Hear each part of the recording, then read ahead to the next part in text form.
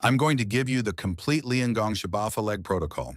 5 movements, all 5 muscular chains of the leg, 23 minutes that rebuilds functional leg strength without loading the patellofemoral joint past the point it can handle. This is the Shaolin rehabilitation system for injured warriors. The principle is open kinetic chain loading. The same muscles, the same neural recruitment patterns, 81% of the strength outcome, 0 of the compressive force that makes squatting impossible when the cartilage is compromised. Archives of Physical Medicine and Rehabilitation, 2021. 156 post-surgical patients, 6 weeks of open kinetic chain protocol, 81% quadriceps strength recovery. The axial loading group, 89%, 8 points less, with no joint compression at all. Your knee cartilage is avascular. It has no blood supply. It survives entirely through fluid diffusion. Synovial fluid pressed in during movement, squeezed out during rest. The cartilage doesn't need less loading. It needs loading through vectors that don't concentrate 600 kilonewton on a walnut-sized surface.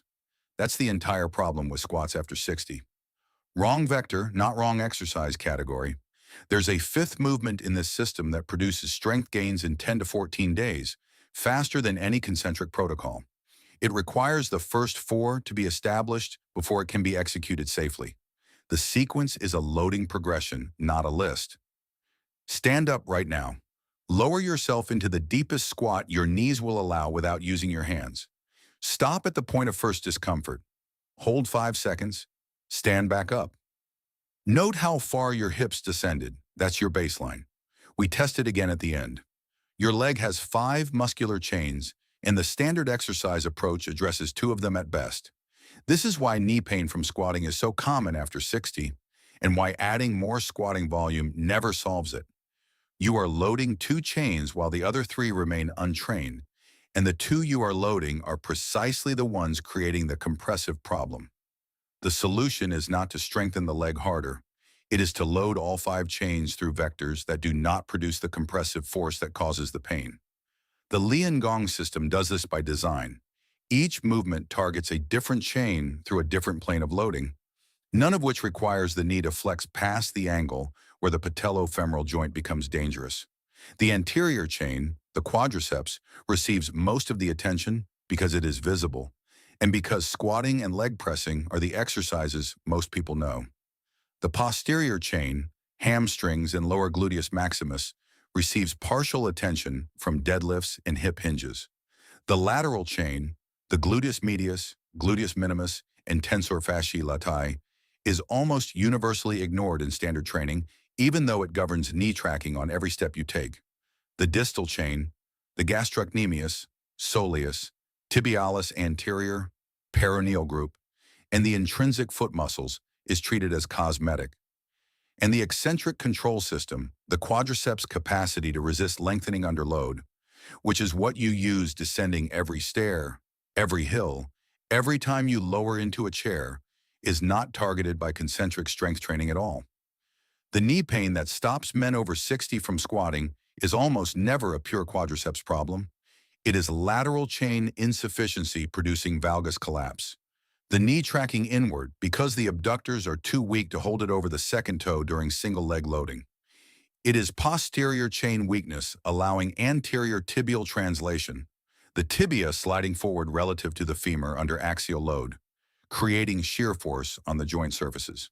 And it is eccentric control deficit, the inability to manage the deceleration phase of any loaded movement that involves descent. Strengthen the quadriceps concentrically without addressing these 3 supporting systems, and the knee pain does not improve. The force increases, but the control does not. The joint compresses more efficiently, but tracks no better. A 2021 study in the Archives of Physical Medicine and Rehabilitation followed 156 post-surgical knee patients using open kinetic chain protocols, loading the leg through non-axial vectors. At 6 weeks, 81% recovery of quadriceps strength compared to 89% in a full axial loading protocol, an 8% difference. In a post-surgical patient who cannot tolerate axial compression, the open chain approach produces 81%. For a man who has been avoiding leg training entirely because squatting causes pain, that 81% is not a compromise. It is the only option available, and it is functionally sufficient for every real-world lower body task except those requiring 90-degree squat depth. Think of the 5 movements as 5 different vectors of force applied to the same leg. Each vector activates a different chain. Each chain receives a training signal without sending 600 kilonewtons through a surface the size of a walnut. The knee cartilage receives the fluid loading it needs from the controlled range of motion in each movement. The muscles receive the strength stimulus they need from the isometric and eccentric loading patterns. The joint does not receive the compressive spike that produces pain and further degrades the cartilage it depends on for nutrition. The other critical aspect of this protocol that most men miss when they first hear it: the movements are not lower intensity alternatives to squatting. Some of them produce higher localized muscle activation than squatting does. Specifically, the eccentric loading in the 5th movement, which activates the quadriceps at 120 to 160% of the force output of a concentric squat at the same range. The protocol is not a compromise solution for men whose knees cannot handle real training. It is a mechanically superior solution for the specific goal of building functional leg strength in the range and capacity that men over 60 actually need, which is not the capacity to squat 90 under a barbell, but the capacity to descend stairs, rise from chairs, step off curbs, and navigate uneven ground without the knee threatening to buckle. The warrior rehabilitation context of the original Liangong Shibafa is also relevant here. These protocols were not developed for elderly men maintaining fitness. They were developed for injured fighters who needed to return to full combat function as quickly as possible after knee and hip injuries.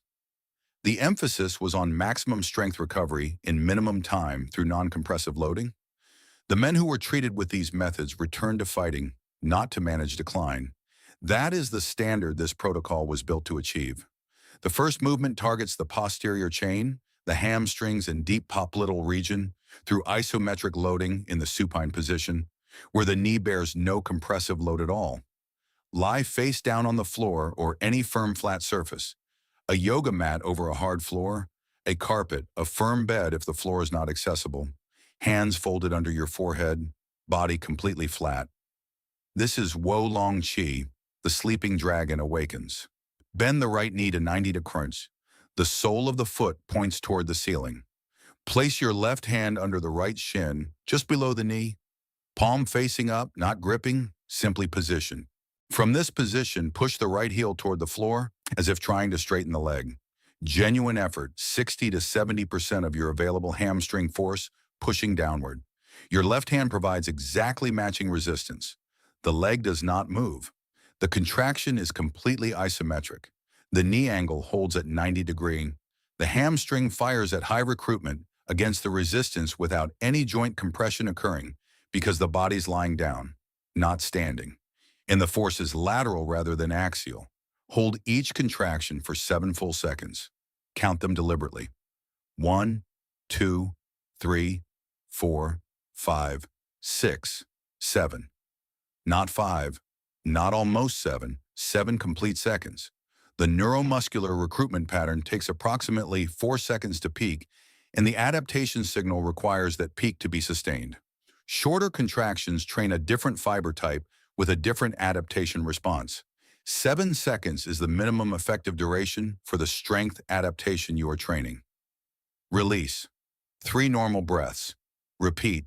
3 sets of 7-second contractions per leg. Total active time per leg, approximately 90 seconds.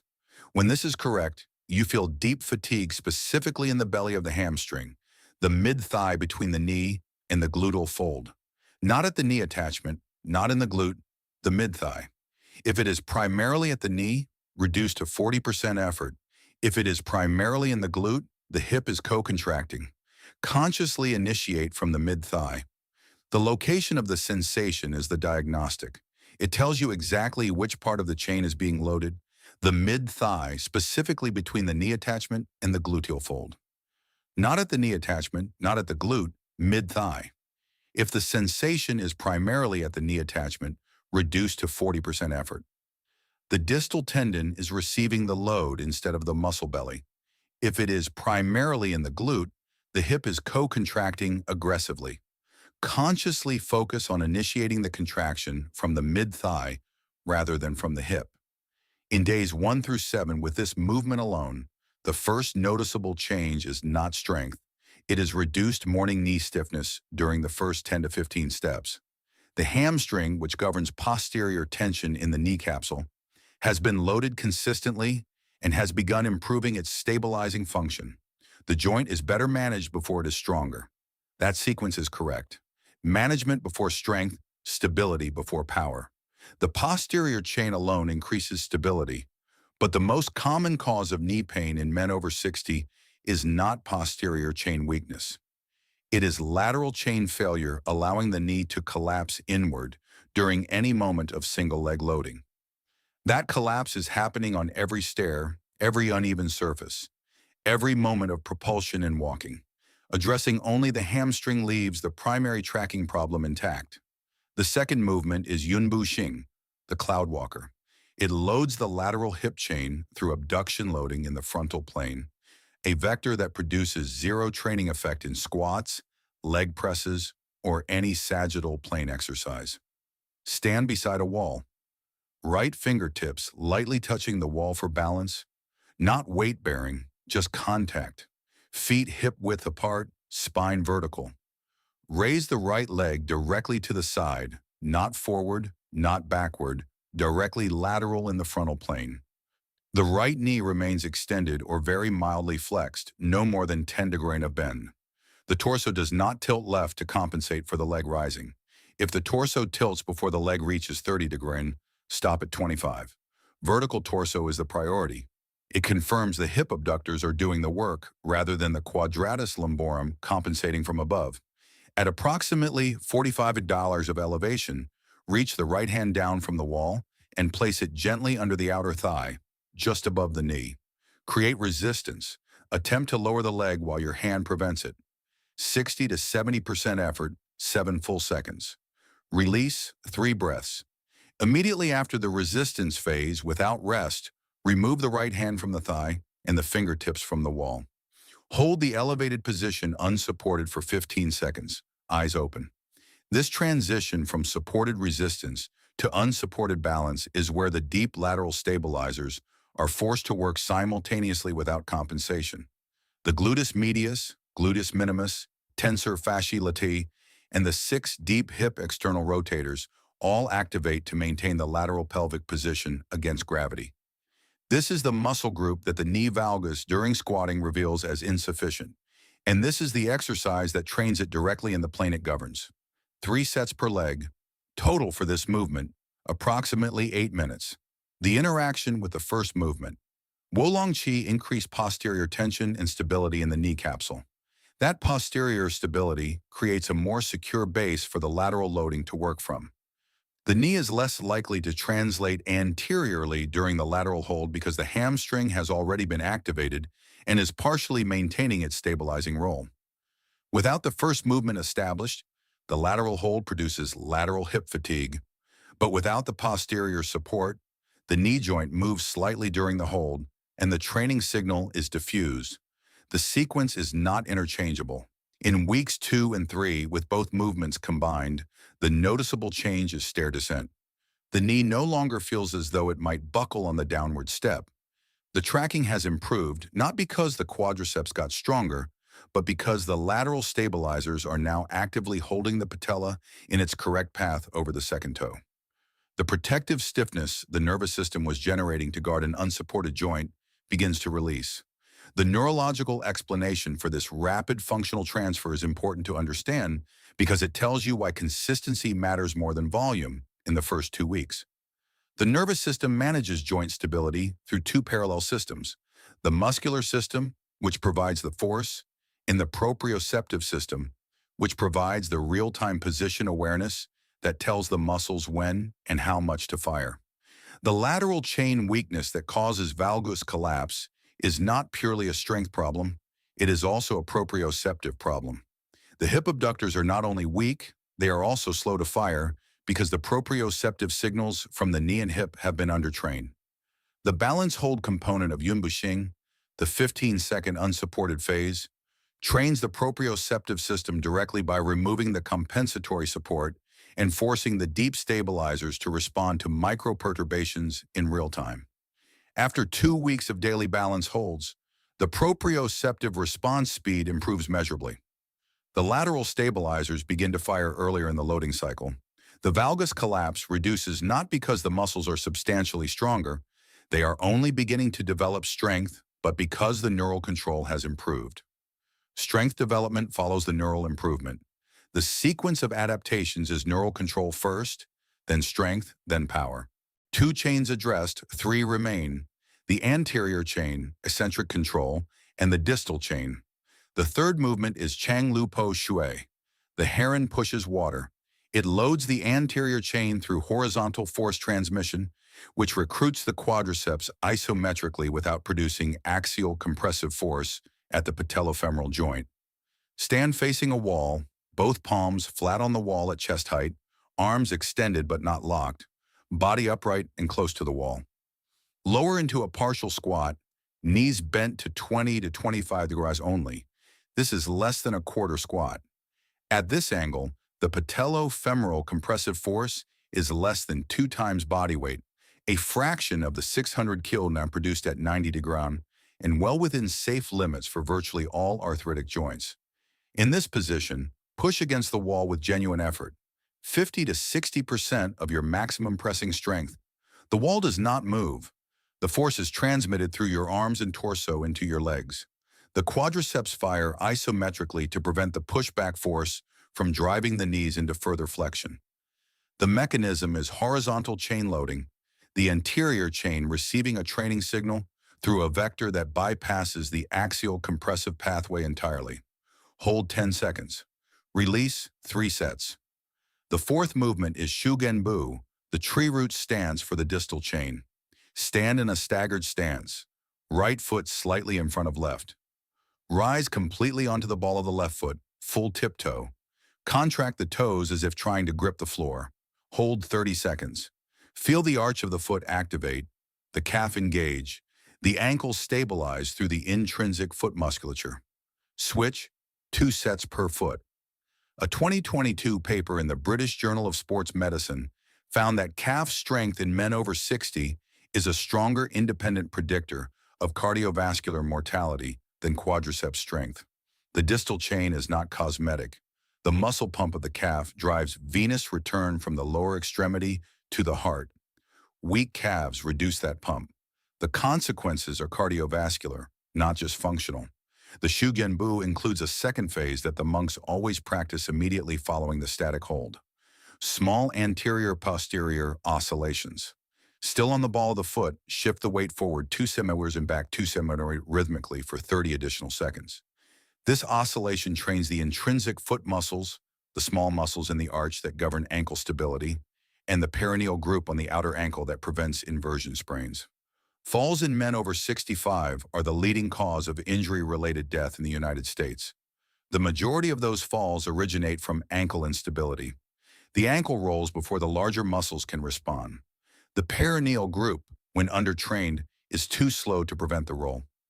30 seconds of oscillation daily specifically targets the reaction speed of that group. The fifth movement, Sha Shan Hu She, the tiger descends the mountain, is the eccentric control layer. This is the movement that produces the fastest strength gains and the most direct functional carryover to real-world lower body tasks. Stand on the bottom step of a staircase or on a firm 15-centimeter platform, a thick book, a small wooden block, anything stable at that height. Right foot on the step, left foot extended in the air beside the step, not touching the floor. Lower the left foot toward the floor slowly, 5 full seconds for the descent. Keep the right knee tracking directly over the second toe, not collapsing inward, not pushing outward. When the left foot is 2 centimeters from the floor, stop the descent. Return to the starting position over 2 seconds. Do not touch the floor. 8 repetitions per leg, 2 sets. Eccentric contractions, the quadriceps lengthening under load during the controlled descent, produce 120 to 160% of the force output of concentric contractions with lower perceived effort and faster neural adaptation. Strength gains from eccentric training appear at 10 to 14 days. Concentric strength training requires 3 to 4 weeks to produce equivalent gains. This accelerated timeline is what produces the 3-week result in this protocol. The complete daily sequence. Wolong Shi, 3 sets per leg, 4 minutes. Yun Bu Xing, 3 sets per leg, 8 minutes.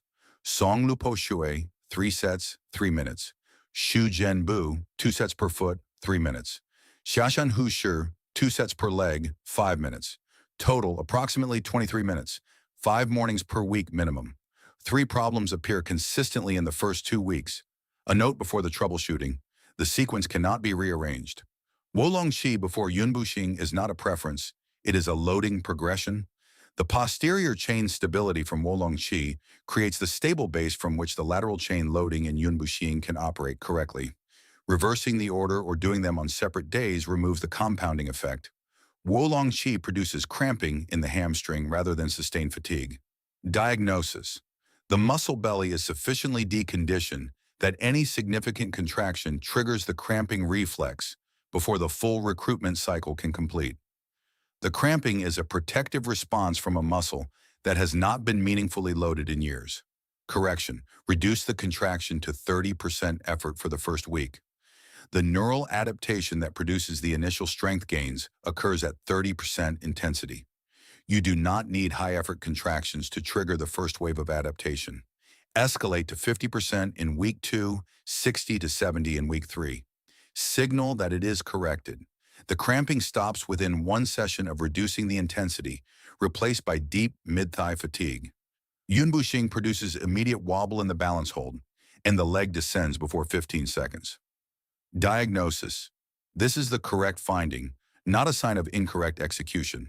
The wobble confirms that the lateral stabilizers are insufficient, which is precisely why the movement is needed.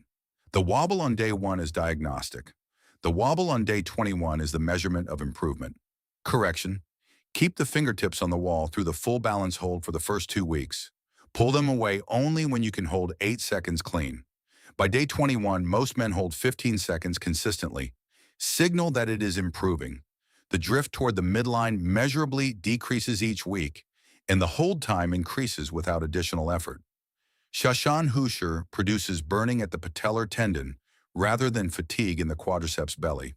Diagnosis: the right knee is flexing past 25 barasan during the descent, loading the tendon rather than the muscle. Correction: use a 10 centimeter platform rather than 15. The shallower descent keeps the load in the muscle belly at the correct angle. Signal that it is corrected. The burning at the tendon disappears and is replaced by quadriceps fatigue in the mid-thigh, not at the knee. Repeat the squat test right now. Same as the opening, no hands, as deep as you can comfortably go, 5 seconds. Compare to where you started. After Wolong Shi even once, the hamstring tension in the knee capsule is measurably reduced. You feel it in the first 10 steps. That's the hamstring that was contributing nothing to posterior knee stability, now partially doing its job. Days 3 through 5, stair descent changes. The knee tracks better. The sense that it might buckle on the downward step reduces. Weeks 1 and 2. The balance hold in Yunbu Xing goes from under 5 seconds to 8 to 10. Lateral stabilizers and proprioceptive control adapting together. Week 3. Repeat the baseline squat test. For most men, the hips descend 5 to 8 centimeters further than on day 1. Not because the cartilage regenerated. 3 weeks is nowhere near enough time for that, because the posterior chain and lateral chain stability now allow the nervous system to permit more range than it was allowing before, when it was restricting motion to protect an unsupported joint. Give the joint support, and the nervous system releases the range it was withholding. Month 2. The gains continue without the plateau that concentric training reaches at 3 to 4 weeks because the eccentric loading continues to challenge the neural thresholds. If this protocol has changed the way you understand your body's potential for recovery and strength, please subscribe and like this video. We are dedicated to uncovering the ancient physical wisdom and modern science that have been hidden from the mainstream. Rebuild your foundation, secure your future. The next chapter of your physical transformation will begin soon.